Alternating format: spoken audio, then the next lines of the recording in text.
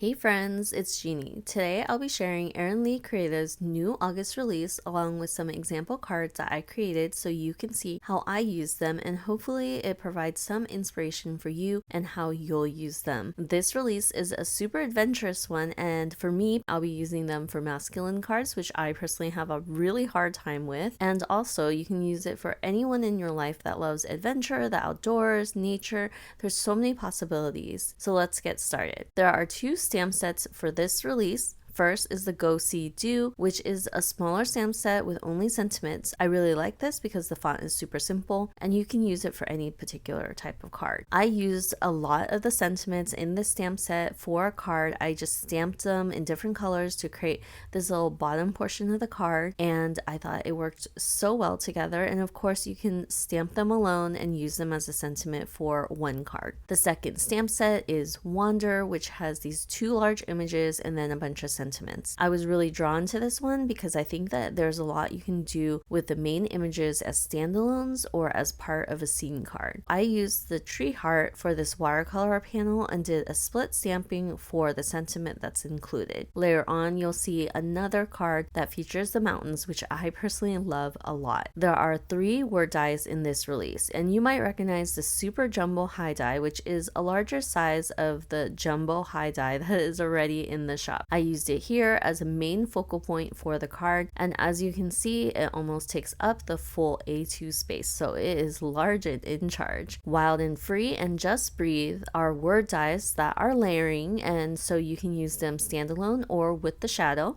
And they are in the signature Erin Lee Creative font, which I think she has quite a few of these layering dies with the same swoopy letters, which I really like, and I have featured them in these 2 cards. There's a few smaller dies also in this release. First up is the Retro Camper die, and it has a bunch of pieces that you can layer on top of the base, which is perfect for a little scene card like this one.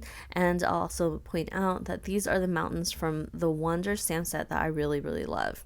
So I used it to create a whole scene for this card, and personally I'm not huge into die cutting, but this one does have a few smaller pieces, but it works so well together. It was so easy to do, and I was able to use up some scraps that I had as well, so it's always nice to be able to do that.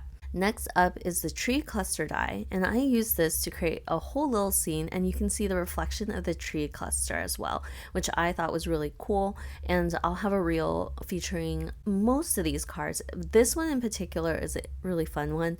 I haven't done this technique in a short video before, and I think you'll enjoy it, so stay tuned for that. And then the last 2 dies are the circle mountains, and I actually only have one, which I realized once I started filming, but I used the one that I have, which is just called Circle Mountain, and it's kind of used like as an emblem on an alcohol panel. So I have a ton of alcohol panels, and I thought it was perfect because it kind of reminded me of a logo, and I thought it was just really simple by itself. And then I used one of the sentiments from the Wander stamp set, and I thought it just looked perfect. So the other one that I don't have is called Circle Mountain River, which includes a little die cut of a river. It has a different vibe to it, but they are similar, and I'll insert a photo here so you can take a look at it. So I didn't have a chance to play with it because I realized I don't have it, but you can see that they do look very similar, but they do have different vibes, so it depends on which one you like or if you want to get both. The last die in this release is the Mountain Scene cover plate, which I think is really cool. I actually used it in my journal because it was perfect.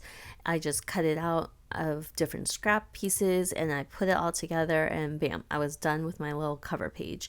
But I think it's really cool because you can cut all the pieces in one pass, which is what I did for this card. I cut it out of watercolor paper and then I painted the pieces however I wanted. Of course, you don't have to do that. You can use your scraps. I love a die that can help you use up your scraps, or you can cut it out of white, color it any way you want. You can use inks to ink it up and color it up that way. There's just so many possibilities. So that is it for Erin Lee Creative's August release. It's a super fun one and now available in the shop. And remember that Jumbo High card that I shared?